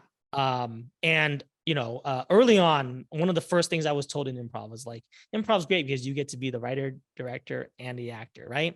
And I Yeah. feel like nobody talks about that after like 101. You're right. Coaches don't coach that way. Teachers don't teach that way. Players don't play that way. Everybody just ends up becoming an actor, you know? Or yeah, the cerebral player, like the back, like It may stay just the writer. Yeah. But like I whenever I like think about Pirate Robot Ninja, I always try to relate it to like I think pirates are the actors. I think the robots, big swing people. Yeah. Yeah, the people that just come in and like give Emotion. me give me a ship and I'm gonna take it over. I think the robots are the writers. And then I think ninjas are the directors, the people behind the scenes that you don't even know are doing it. But it's a great way to put it. And when I read your email, it lit up my brain because I was like, I felt exactly the same as you. I think it was Brennan Lee Mulligan on Moon Boy, because that's the team that created our own form. And he was trying to like get a sense of us. And he asked us that question, I think our first rehearsal. And I was like, what? I'm not a robot ninja. What the hell? Like, I was like, what are these words? Right. Yeah. They're not relatable. They're so cartoonish. And I guess I've been told I'm a pirate, which yeah. And I think that tracks I think because it you have tracks. this Big swing person. Actor Take over the ship person for sure. But yes, in my life, my life has been this discovery, really interestingly, that when I was 3 years old, I started out as mom, dad, take me to New York or Hollywood. I want to be an actor. And it consumed my entire life. Like the pursuit of getting my parents to agree to me being an actor. It's all I ever thought about. That it never occurred to me until I started doing improv. I always wrote, but like I was an essayist, an article writer. So it was more of like a side hobby of like, I'm an actor, but I have so many opinions. Actors have to be moldable. And I think it's the same thing of what we're talking about, where it's like, I had this life journey of thinking like, because I was emotional and I liked to be front facing and I was a woman, that I was an actor. I was Kate Winslet, you know, I was Demi Moore or something. And my brother, who's a boy, my parents, because my family just loves movies, they're like, so you're a boy, you're a director writer.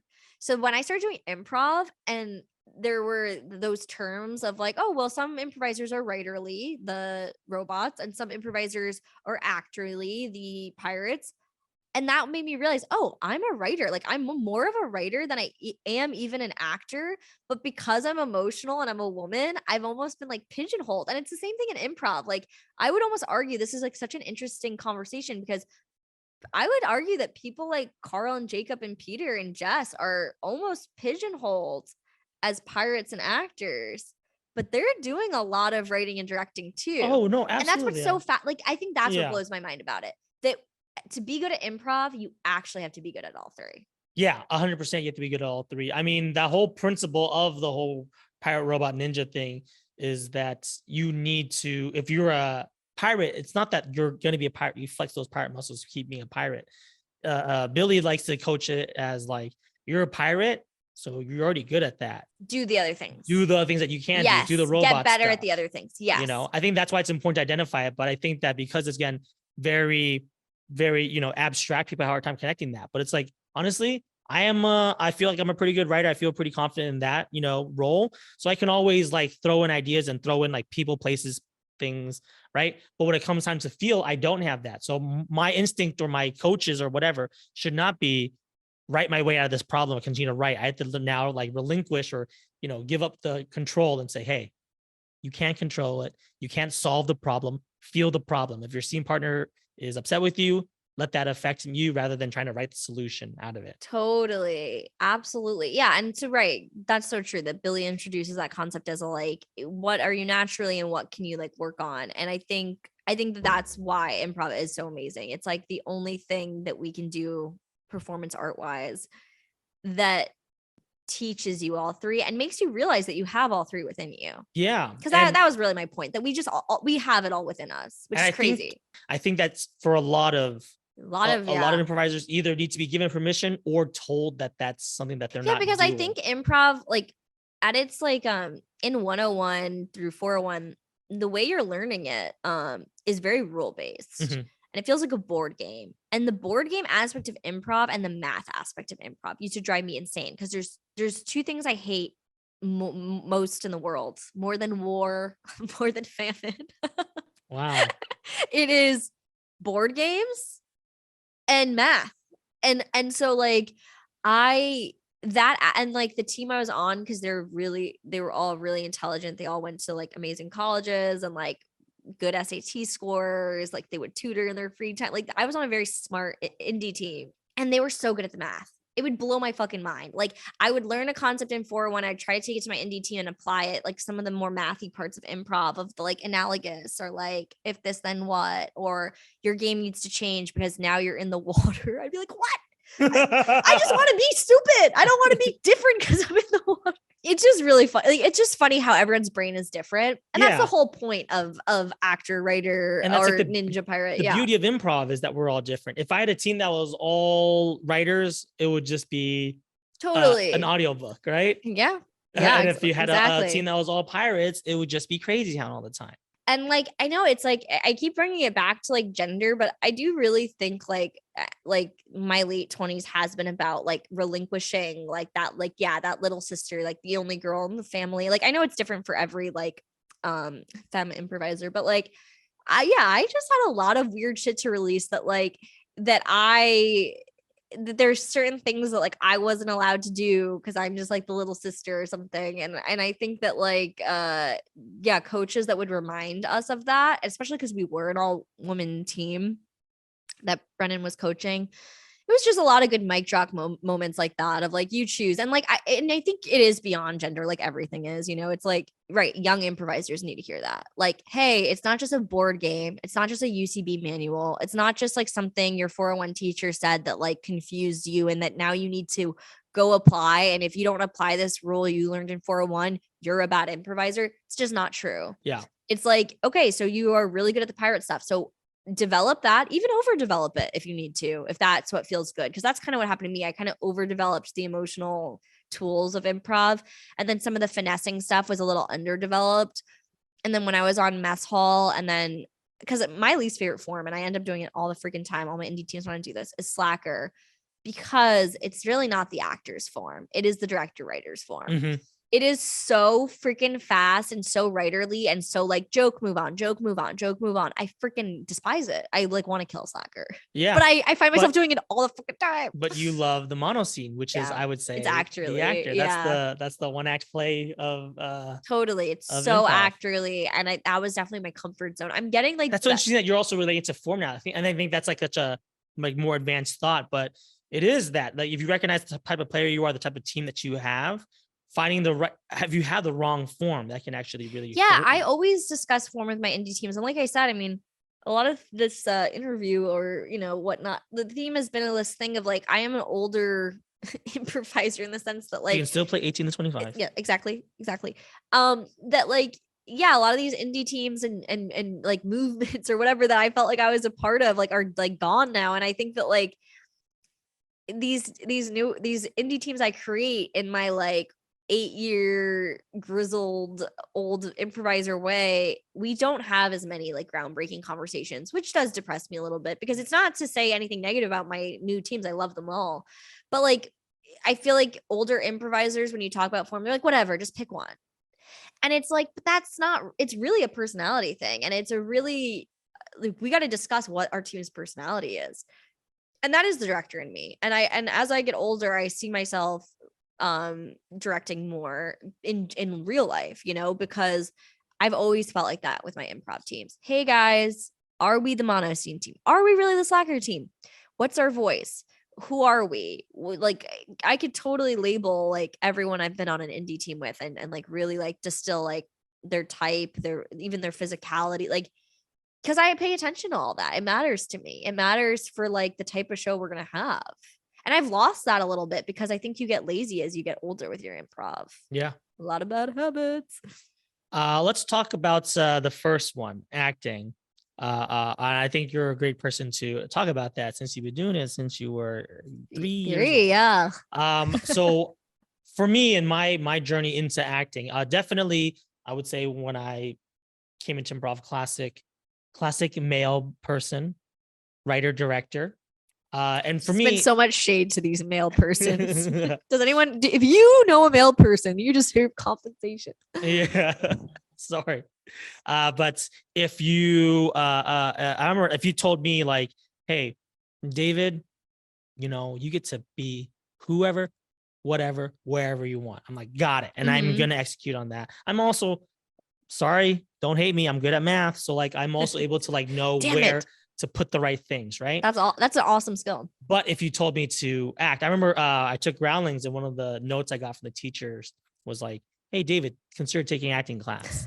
And one of the like the best That is notes, such a like, hey, David, consider that's, oh man.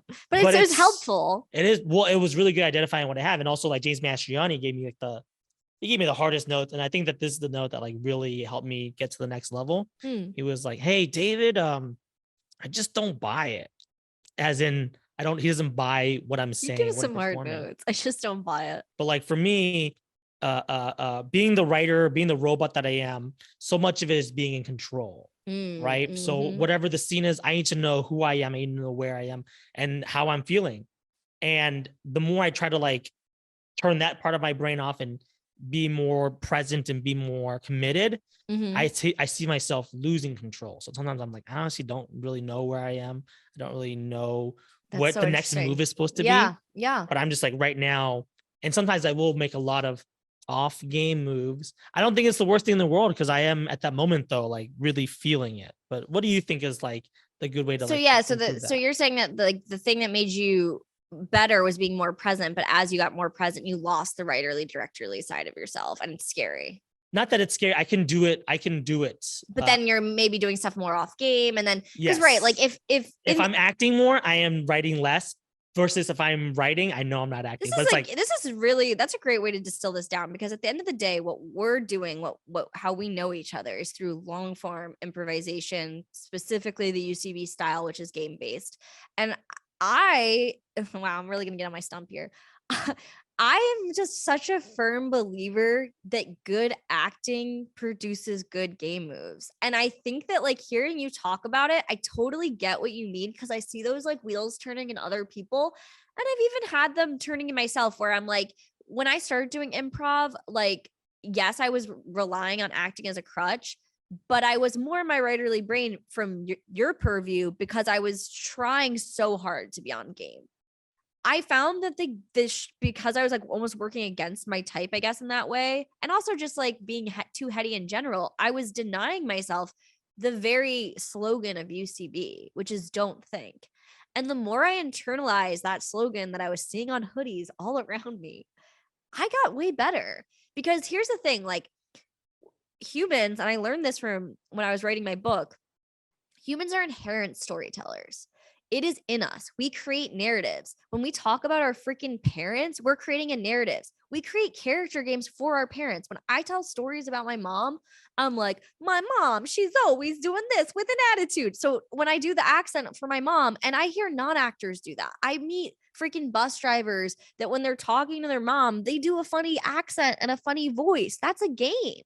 And I think that like when we have these things that are so inherent to us, to apply math to them, to apply these hard and fast rules to them, to say, does that fit the game to it? Like, we're almost denying ourselves like our God-given right of like, we are naturally good at patterns, and they happen when you don't think. mm-hmm. And every joke you've ever had amongst your friend is pattern recognition. Your friend Todd always gets ketchup on his shirt. Oh, Todd, ketchup. Oh, Todd. Like and then you call him Ketchup Todd. It's like, and then you always do that voice when you say Ketchup Todd. Like it becomes Fucking got him. Got Todd. Yeah, it's like it becomes like so. Yeah, I feel like that realization I had of like, don't think literally means we are naturally improvisers. Why are we like doing an autopsy on something we do? And I think that like, I mean, to understand the like format of anything, obviously you have to be studious about it. But once you've done the studious aspect, like I say, if you've been doing improv for over a year, you need to let go. Yeah. And whatever that means to you, like So when I like got into like finding my voice, it really was about letting go Yeah. completely, like reckless abandon. Like, and I think at this age, I've noticed from that reckless abandon, some bad habits have popped up.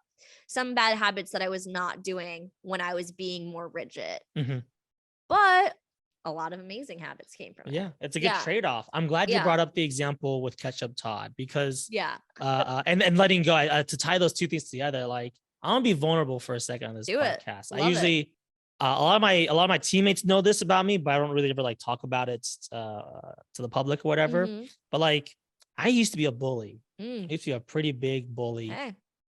People from high school will know a lot of people did not like me, was not a fan of me. And a lot of that was like my sense of humor. And I think that so much, the reason why I think I took to improv so well and so easily is not because I'm a great storyteller or a great writer. It's honestly because You're a bully. because I was a freaking bully. And it was so I easy for totally me. get this. I totally get Right? Like all you do is you find one unusual thing and you know Ketchup Todd. Yeah. Ketchup Todd. You, hey, what's the matter? Don't get this guy a hot dog. He's gonna get ketchup on him. You know, Exactly. like you find ways to make fun of But Ketchup yeah, Todd, and I think like even if it's like doesn't right. fit. And I think that like the environment you're in, or maybe you went too far, and whether you meant to or not, a lot of kids have a bully phase. And I think it's not, being a bully is really interesting, the concept of it, because it is comedy, first of all. Being a bully, you have to be comedically inclined to be a verbal bully. Yeah. To be a physical bully, you don't. But like most of the characters I play are like evil. And it comes from like in New York, busting chops is what we call it. It's cutting people down. Yeah. That's how we show love. So it's like love is a very confusing concept for me because the way I grew up, it was like, yeah, you fucking ketchup on your show, you fucking idiot. Like, you fucking idiot. Like, it was all about and like, you're like, wow, they like me. Oh yeah, like I was called like the turtle when I was a kid because I walk slow, like turtle, like it. But that's what's funny. Like when I can play a character that's calling someone a turtle at like an anniversary dinner and cutting my husband down, making fun of him, saying he eats so slow, he's a turtle. That's a game. You know, being a bully is a game, and I think it is. And like that's the point I'm like, yeah, it's inherent trying to make is that is like, if I just be a bully on stage, I don't have to think, I don't have to act, I don't have to like second guess myself. It just can happen. But I'm so self-conscious of that. I'm trying to like hard to not be that person so that I'm like doing inauthentic or unnatural things. I'm like saying it sweetly. I'm like, oh, I'm so sorry. I just wanted to point out, I think you have mustard on your shirt. And that's like, ooh, that was off or whatever. When I could simply just don't think and just be present and be like, actually, that's such a great point because ketchup on your shirt again, dude. We're not even eating ketchup this time. I don't know if like Por Los Buenos is like our version of it. I think Love Your Scene Partner is like in the manual, but I know a lot of teachers specifically use that phrase, which is for the good. I've always kind of struggled with that phrase because I think there should be a caveat of like, take moments to connect. Mm-hmm. People don't like to watch a scene where the two partners are fighting and there's no connection. Right. So it's not about not being mean, because bullies make fantastic improvisers, in my humble opinion. But it's about like, if you're gonna make fun of your husband on your anniversary for having ketchup on his shirt, and that's the whole game, you also need to take the moment to be like, Todd, like when we met, like it changed my life. If I can change my life, like I fucking love you. But there's ketchup on our shirt, like you fucking idiot, Like, so I think as long as you bring, I mean, I need to learn how to be better about this, but like if I'm doing a scene with someone, I am bullying them. Remember, don't lose the Por Los Buenos. Yeah, like having that moment, and it's like, and it doesn't have to be so like, you know, this again, my evil New York vibe. It doesn't have to be so kiss ass. it can be like, yeah, like I admire it because it's still that nature of don't think, fall on the grenade. Those are like my two favorite like improv phrases, I think. Because yeah, they really say what I think improv should be. Like, you shouldn't be overthinking it. You should fall on the grenade for your fellow soldiers. The other thing, this is just also like just like mottos I say before every show, and this goes to like being a more, I guess, actually improviser. I say emotion, label, commitment. Those are the three things I know I'll do in every set.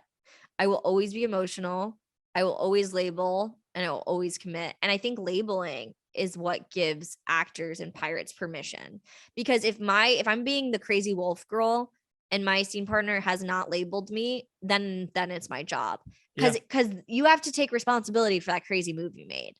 If no one's getting on your page immediately, you made the most insane move, you now need to be like, yeah, I know we're at dinner, but like I just saw Teen Wolf and now I'm crazy. Now I'm a wolf girl. Deal with it, Mark. Pass the spaghetti. Yeah, so it's like it like to me, a label can make an actor lead player get away with anything. So I don't know. I love the big swings. I like that checklist. That checklist helps that. Yeah. Emotion, label, and commitment. I think this is a good segue into the next thing I want, which is how do actors become better writers? And I know that this is a journey that you've been on. Yeah, it's my journey for sure. And I like this little 3 things because it's like, whereas writers need to be more emotional and be more in touch with themselves and let go, I do think all you really need to do to write as a improviser is that label. But it's a tough thing. It's easier said than done, even though it's just one little thing. It's one thing, yeah. But that label does encompass so much. It opens up your entire world. And I think that, yeah, I mean, honestly, I'll give that credit to Jake Sprague too. Like, I think that like, yeah, when I was learning improv and going to these weekly sessions with our coaches for that indie team, I was like, anything that was like, anything that was like that typical 101 shit that you learn, that I would write it down and really try to internalize it, because I was like, clearly these coaches that are giving you these notes of like, make sure to label, that's like how the improv world opens up to you. Like once you start doing those simple 101 things, you can do all the cool stuff. And I think that like once I started labeling my scenes and once I like coaches kept drilling that into me, like label, then you can be insane, Miranda. Mm-hmm. That was so freeing. It's as long as it fits into that label, into that box, you're free license. Right. And I think that like that is so my writing style as a person. Because like I said, I went into improv primarily as an actor, but I had been doing essays my whole life. I'd always called myself like an essayist, and I would do essays for all my friends at school. Like they didn't have to pay me. Like I was just, if I was bored and I had finished my homework, I'd say, oh, I'll write your psych essay. I'll write your history essay. And a lot of people, when I tell them this, are like, you're insane. Who would want to like take on more homework? But it was fun for me because it's the label, and then anything's possible. Like if I'm doing a history essay for someone on Kubla Khan, oh, I can just like, now that I know it's about Kubla Khan, like what the fuck, what's Miranda's take on Kubla Khan? Yeah. Like it's exciting, you know? And it's funny that you talk about this in terms of writing. That's again, your right-brained artistic person. My left-brain logical math guy is like, instead of looking at Kubla Khan, I'm looking at a formula. So if this pattern of this label, this game is like, X plus 9. Mm-hmm. Now I'm just saying, okay, well, it's X plus 9, and then plug in any number, you have to add 9 to it. Totally. And I think that's the hardest thing. I think that discipline, especially if you're not comfortable with writing an essay about Kubla Khan or about doing math, sometimes they'll give you a label of just like, oh, hey, we'll use the classic wolf woman or wolf girl. That's our example today. It's so funny. Yeah. But then like, they're like, well, that label makes sense, but I don't want to play just that or whatever. Deepen it kind of. Yeah, or they want to like expand it where it's like, I'm not just wolf, I'm also vampire. I'm not just vampire, I'm also Frankenstein. Right. And that's the if this then what. Yeah. And I think that's the math part, or that's like the writing part that's like hard, because if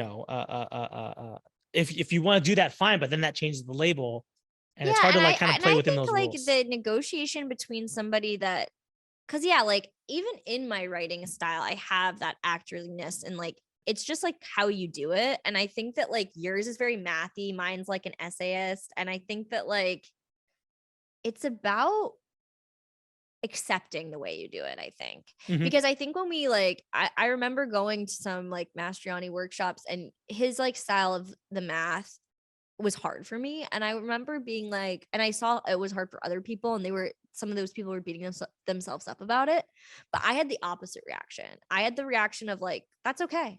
I was like, it's okay that I'm not good at that type of math. I'm good at the like essay aspect of writing a scene. Like we have the headline, it's Wolf Woman. Wolf Woman's going to have 3 paragraphs, 3 beats. within those 3 paragraphs, I can do Wolf Woman however I want.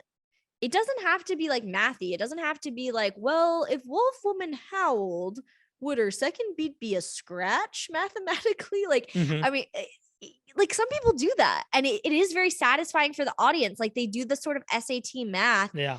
and it scratches that gorgeous little itch for the audience that is heady. But I know my barking and rolling around on the ground like a mad woman is Mhm. still writing. Yeah, no, absolutely is. I think that that's like, again, the important thing that you mentioned, like kind of understanding what you do best. Yeah. Because you're right. For me, quick mental math, I'm in the backline. I have all 3 moves already planned before I even initiate. Versus for someone like you, you're just going to get more into that. Because once Mhm. you get the label, and again, it's very important that you get that. Yeah, Wolf I Woman love that label. It's delicious. Once I get it, I'm gonna go balls to the wall. Almost But to the then you're point. going to like howl. And then the second one might just be a louder howl. And the third one might be a quieter whisper howl. Who Right, knows? exactly. Subvert it. Yeah, and I think that like it is true that a good coach will tell you without demonizing you, will tell you, Miranda, okay, you're great at that stuff. Work a little bit on the math this week. Or David, you're good at the math. Work a little bit on the crazy howling type of characters this week. But like, yeah, because to me, even as I'm talking about this, it's a reminder that the scenes where I do like try to math it, like try to go analogous or try to like for a second beater, I'm really doing the like, well, now my character's in the water. Cause that would be something I really struggled with before. It's like new environment. How do I play my game? Like I used to really struggle the most in tags Yeah. because that's math. Mhm. But when I pushed myself to access that cobwebby math part of my brain, like, come on, Miranda, you're so bad at math, but let me clear the cobwebs off to do this wolf woman in a pool scene. There you got it. Yeah, Dog dog paddle. paddle, right? You got it. Exactly. So it's like we have it. It's just harder. So I do like to push myself sometimes to be mathy and not do just howl for every move. Because another thing I learned from talking to New York improvisers who had gone on Herald was that they were struggling with the fact that LA improv, our style is usually just like kind of beat the hell out of that one move. They were like, yeah, you guys don't deepen the game. And I was like, you know what? Fucking touche. They were right. There's a trend in LA that the game doesn't get much deeper. After that initial move, we don't like we talk about it so much. I think it's in 301. We talk about if this then what so much. And then we don't really deliver on that when we do our heralds in LA versus like when I see a New York player do a herald, yeah, they're very like if this then what, let's deepen it, let's get into the philosophy, let's really blow the world out. And yeah, I actually agree with you. And I think that for me, at least, like the way I approach things as a writer, I almost never heighten naturally. It's a very tough thing for me to like, I have to really think about it. yeah, But that's why I think you do need of all types. You you do do. need someone that is going to go straight to 10. Because once we hit 10, where do we go next? Now it's The us. writer, We yeah. got to find out how to get to 20. Yeah. You know what The I mean? writers are gonna help you get to 20 for Yeah. sure. And I know it's a lot of times, especially for me, like I'll heighten like if the first unusual is like 1, I'll heighten it to 3 and then maybe 5. And it's like, what are you doing going so slow? But again, if you have someone that's ready to be like, if the first move is 1, you're like, fuck that. I'm taking it to 11. I'm taking it to 12. And then that challenges all of us to now explore deeper. And that's it's a scary thing. I think that's where a lot of this maybe operates from, is that we're like, Yeah, and we're I afraid think to push that limit. yeah, so and I we- think as a really crazy big swing player that like that's like trust of like if there is a big swing player on your team, you also kind of have to trust them that they know how to take it to 500. yeah. It's like because I think sometimes what kills those like scenes that start at 100 is that like nobody trusts the big swing player. They're like, she can't do it again. And it's like, no, if I lifted my leg in the first beat, I mean the first move of the second beat, the third beat, I'm gonna do splits on dynamite. Like, let me do it. Like, I'm gonna do it. So that's the other, but I do think it's also on the writerly people to make it make sense. To Yeah. like straight man and frame that of like, yeah, like and just also like And that's let where- it land. yeah. Like That's where recognizing your strengths comes into play, you know? totally. So like if you claim to be a writer, a robot, you'd love to be a writer so much, write your way out of splits. yeah, man, improv is cool. Everyone has a strength. Everybody should do it. Yo, everyone, yeah. I feel like I'm like I really am a cult leader. I'm like, you want to find your strength? Oh, you just got to get that that workshop going. You can I start your know own that cult. I know I'm excited. This is inspiring me. All right, last thing, directing, the toughest one. Mm. And I always say this is going to be naturally hard, just because even on the biggest film set or the biggest stage, the biggest theater, we're talking 20, 30 actors. We're talking maybe 3 or 4 writers, only one director. There's never, well, sometimes there's 2 directors, but Yeah, Coen Brothers. yeah, yeah, well, No, famously. but yeah, But like most of the time, you only get one director, so it's rare. It's hard to get any reps or to even understand how or what to do the directing. But I always say, directing is kind of like that puppeteer that thing you were talking about, or just like setting your partners up for a joke. I consider point that guard. the Yeah, point guard. Yes. Oh, everybody knows B-ball.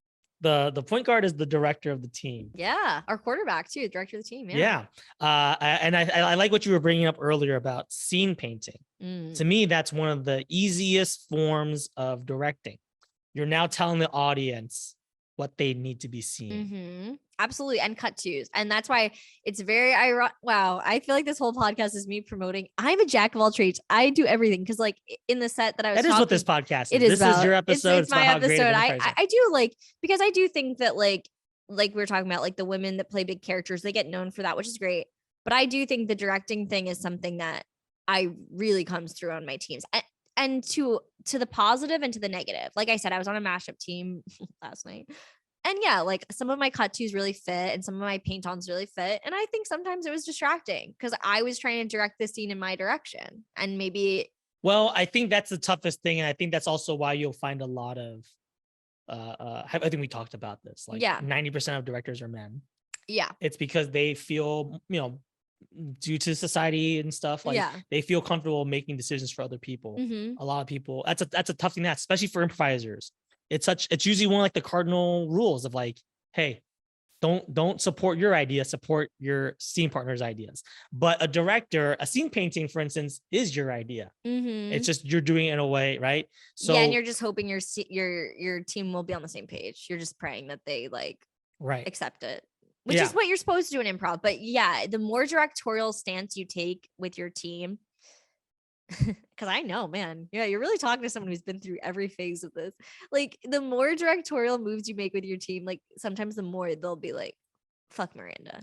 It can be frictional if done like to excess. Too much. Yeah. Mm-hmm. And so I've definitely tried to learn that. It's probably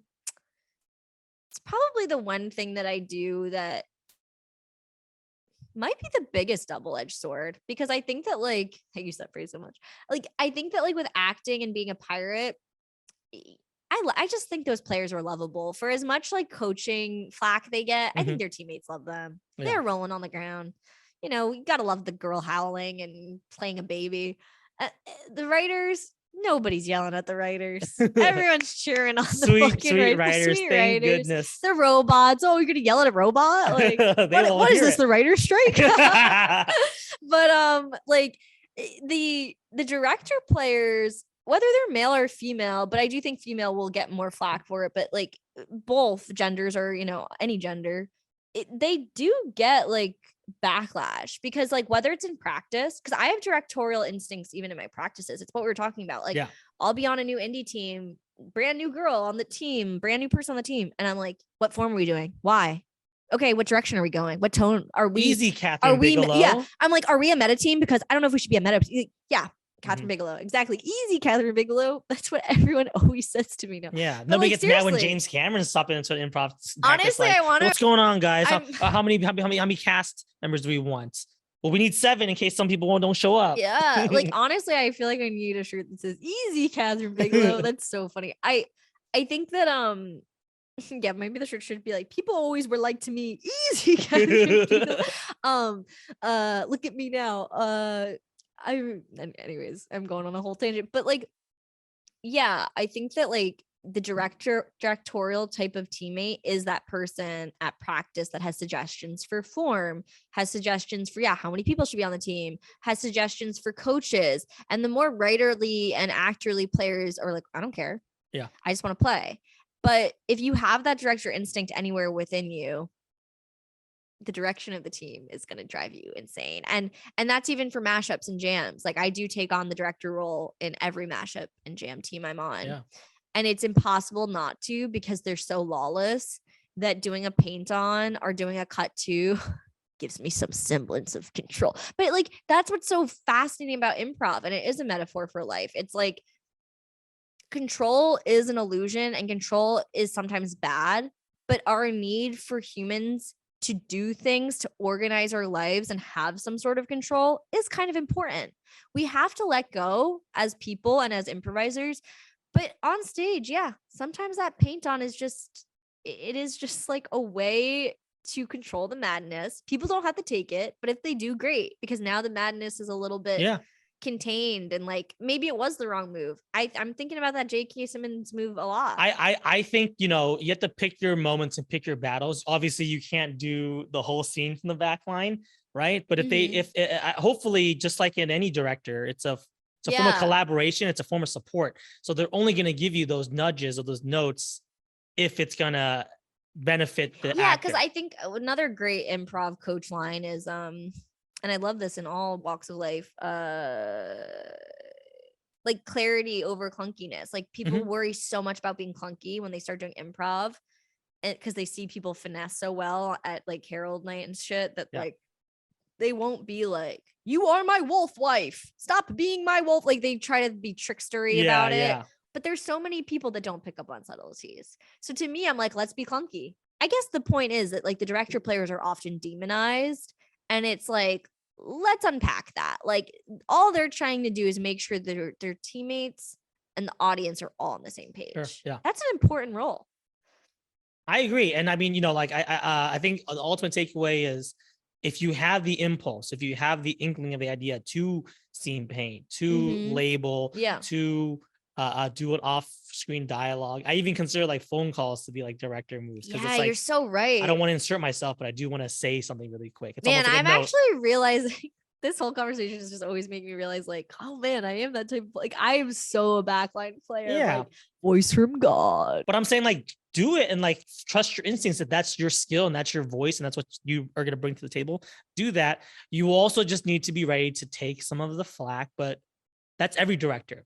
Congratulations. Like, I know we were joking about it earlier, but like, you don't think Steven Spielberg gets notes or gets like pushback? No, being a director, it's like the biggest like thankless job. Yeah, it's the biggest thankless job in the sense of like, if something doesn't go well, you are gonna get fucking chewed out. And then but it's the craziest triumphant job when a paint on gets that massive laugh, or when your film wins an Oscar. That's all you. Yeah, I mean, look, like we're in a community that famously does not take direction well, does not like to memorize their lines, like to redo things. That's why we're doing improv, right? I know. So maybe for some people, they're like, I'm doing this so I don't get directed.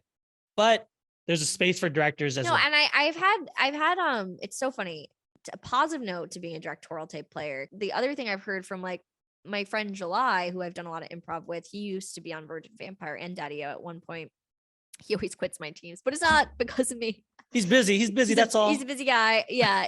I always ask him, because I will do those moves at mashups and I'll feel weird. And I'll say like, do you think when I do that, it's like too much or this or that? And he goes, I don't know. He's like, everyone has a different opinion. But for me, I always feel safe doing improv with you, because I know that no matter what, you're going to like take us in an interesting direction and fully commit to it. And there's like, I never have any like worry in my mind. And that made me feel, that's the biggest compliment I think I've ever gotten as an improviser, or maybe even as a person, like just someone telling me they trust my lead. Yeah. I mean, I totally agree. And I think at the end of the day, if you're gonna be a director style improviser, like be bold about it, be forthcoming, be direct, and then just be prepared for some backlash. Know when you took the L, and it's hard to tell, but I think Billy Merritt is the person that taught me way homer notes or something, of like, you can give yourself notes on the way home. Clearly I remember every move I have ever done, which may be bad. Yeah, that is insane. The amount of recall that you have. I have an elephant memory, so don't cross me. All right. Well, great discussion, thorough discussion. I know. On the actor, writer, director. But I think you're the right person to tackle this as someone who does all three very well. Thank you so much for that. All right. You really made me learn that about myself because I didn't even realize that director was that was a lot of painting. Because I used to think of ninja as like the move that like snuck up on everyone. Yeah, I maybe that is what they originally intended, but that's why I love writer, director, Yeah, actor better. I think you need to totally get that phrase out there because I think it's really gonna help people understand what they can do on a team. Hey, after you get Miranda to coach you, hit me up. I'll coach you too. Yes, maybe. Well, me and David might open our own school. You know what? We're gonna open up our own school. We're Called gonna actor, director, improv. Yeah. All right, we're gonna go and move on to our final segment now. Cool. You've been waiting for this. This is gonna be Hot Improv Takes. I know. I've already hinted at a bunch of them. Yeah, you've already dropped a couple of them as well. Yeah. But are you ready to give your rant on an improv trend you want to see more of, less of? Ooh, trend. Okay. My hot take is meta improv has no place in improv. If you're doing a scene and you stop the scene to like talk to the audience or discuss your improv, you're breaking the reality of improv because improv takes so much imagination because they're watching you in your plain person civilian clothes, no wigs, no costumes. They're suspending their disbelief that you're a teacher or you're a cop or you're a surgeon. So the second you break that wall, there's no going back in the set. Your set will never recover. Your entire set has to now be meta. The only time I condone meta improv is for like third beats of Harold's or the very end of any indie show. Because if you've heightened your set so far that you have to turn to the audience or turn to yourselves, then okay. And the tie into this, I'm shoving in 2 takes at once. Never, and this is a warning for all my teammates because sometimes you do it and I flip out, call me Miranda in a scene. Ever. You always want to be someone else? Yes. I do improv to fucking get away from Miranda. And I also don't want to actually hear my teammates dark, but I also like don't want to hear my teammates use their names. Cause again, it's because this is such a tight knit community. Like if we were doing improv at Boom Chicago, where it's a bunch of tourists that don't know us, that's a little different. If I labeled you as David, cause I just accidentally did it, someone at Boom Chicago is not going to be like, oh, that's David from Long Form Conversations, or that's David from the Clubhouse or Lloyd Night. The second you call me Miranda or you David in a scene, our small community is now looking at the surgeon as David. They're looking at the cop as Miranda. Yeah. It's like, it just is, again, it's like the director and me. If we're in our plain clothes and we're asking our audience, begging them to suspend the disbelief that this person in a freaking don't think hoodie is a surgeon, do not then be like, your name's Miranda, second beat, we're going meta. Like, no. Yeah, so it's connected because the second you use my real name, you're acknowledging I'm Miranda, the improviser, not Miranda the surgeon. All right. You heard it here, folks. From now on, she is Mimi, Yes. Randy. Yes, there's other or versions of you. Raymonda. I just am like, yeah, it totally breaks the reality. If I'm a cop and I'm like busting down your door and I've like garnered so much energy to do it, and then you're like, Miranda, it makes me think you're like making fun of my move almost. Sure. Yeah. It takes me out of it. Yeah. Because then it's like, oh, I don't see you as the big. Oh, I don't see you as the old man. Yeah, old man. Yes. I don't see the old man here. I only see Miranda, Yes. the little girl pretending to be an old man. Yes. You can play 18 to 25. Yes. That's it. That's it. Exactly. It's so very limiting. limiting. It's so limiting. Stop being lazy. Point blank. Okay. But no, okay. it's fair. like, I'm sorry, Fair. David, why can't you just be like Donald? There's a million, like the reason we do warm-ups and improv is to get our brains flowing. It's like, why don't you also say like nice cardigan? Like you're just not improvising. I hate that. Yeah. When they call up what you're wearing. I think I agree. anything that draws the audience to the fact we're improvisers when we've literally just worked so Sure. hard to do like a space work coffee. I mean, it's also when people like use like real shit on stage. When Yeah. I don't like when people like throw their own shoe. Like, what are you doing? I hear you. I didn't go to Meta UCB 101 to 401. I think I learned to do like, you know what I Yeah, mean? My third biggest pet peeve within that is when they start talking to the audience. I hate Sure. that. yeah. So those are my hot takes. Yeah. Pretty yeah. hot, pretty piping hot. Pretty hot, but pretty valid, I would say as well. You know, and I think that Yeah. just speaks to a 8-year veteran it's gonna 8-year veteran's gonna have these type of hot takes. You Uh, go, you go. Yes, my hot improv take. I remember it now. This is again, I've had a lot of spicy hot takes in the past. This one, real tame, real easy. Something that I just noticed and I like it and I want to stay the same. Don't do more, don't do Oh, less. this is a positive hot take. Yeah. Hell yes. Look at you. I'm digging the talking at the same time moves. You know, when it's just like I got you a birthday present. Well, what is it? Then you open the box. Let's say what it is at the same time. And Apple Apple Watch. Watch. Yeah. Yeah. I love that. I It's love one of that. my favorite moves. Yeah. And I think it used to be part of that whole bag of tricks and people would do it. But like, honestly, we don't see it that often that I'm like, you know what? However many times I see it, maybe I see it like once a month. I'm like, good. That's the right amount It's to the be right seeing amount. it. Honestly, when I started doing improv, that was way more popular. Yeah, no, it definitely is. It It's had like a moment, I think, in like I think it was when Fred Armisen and Kristen Wiig started doing it on Weekend Update. I think it was Garth and Kat and Garth. They used to do that whole. They would like sing a song in unison. And I think once people saw that, wow, that's mind blowing. Even though it's like a short form staple for years. Yeah, it's a short form staple for years. And a lot of the people that came from short form do it a lot. But yes, like stuff on SNL. But I also think it's this campy thing of like new improvisers like doing it, I think. And it's a good thing. It's the idea because new improvisers do warm-ups more than old improvisers. So they work on mind meld, which is so good. Yeah. And what's that one that actors always do where it's like they have to reflect? Yeah, mirror. Yeah. It's kind of like that. So it's like, I think you totally just relinquish what's going on. You don't know what's going to happen. They don't know what's going to happen. So if you're a beginner, like it's a fun thing to be able to like, let's just instantaneously. And it's an advanced move for a same beginner page. because it actually takes like a total concentration, which is really hard to do early on in improv. And I'm glad you brought that up because I saw it at a show maybe like a few weeks ago and I was like, oh yeah, I haven't done that in a while. Yeah. And then I was like, I need to do that. But I'm always so erratic on stage. There's not usually a moment to look at my scene partner's eye. Which is funny because Erin, I'm starting to play with her more now that I'm on Wild Child, but last night was a mashup and she was voice of reasoning me so funny when I was Peter Parker. Like I was like just talking a mile a minute and she'd like everything she would say, I would respond. She'd be like, that's not what I asked you. And it was like, it became the game. Yeah. Because I do play these like so brash psycho characters that like if someone's just like, no, shut up, that's not what it is. That's actually great. I love a hard straight man. Yeah. Like the harder the straight man, the harder I play my game. Yeah. Yes. Yeah. Because some people, that's actually another one of my hot takes. I don't like when a coach goes, you were overly being a straight man. I'm like, our voice reason. It's like, no, because that.